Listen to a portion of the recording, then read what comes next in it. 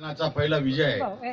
दुसरा, या संदर्भातलं सर्व प्रकारच्या कल्पना पाणी कृती समितीने वेगवेगळ्या माध्यमातून सटाणा नगरपालिकेला दिल्या।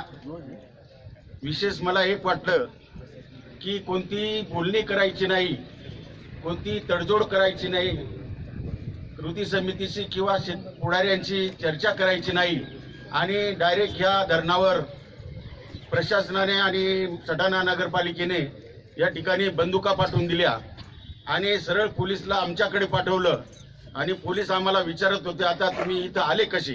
अरे म्हटलं, आम्हाला इथले 700 मार्ग माहिती, आम्ही येणार कसं नाही? आणि तुम्ही जागा सोडावी लागेल, पाटोळे बरोबर आहे का?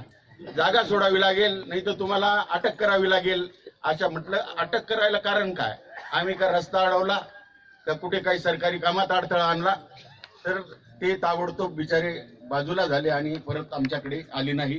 नंतर पोलीस अधिकारी आले, DSP साहेब, इथले गायकवाड साहेब, कळवंचे साहेब, वाघ साहेब,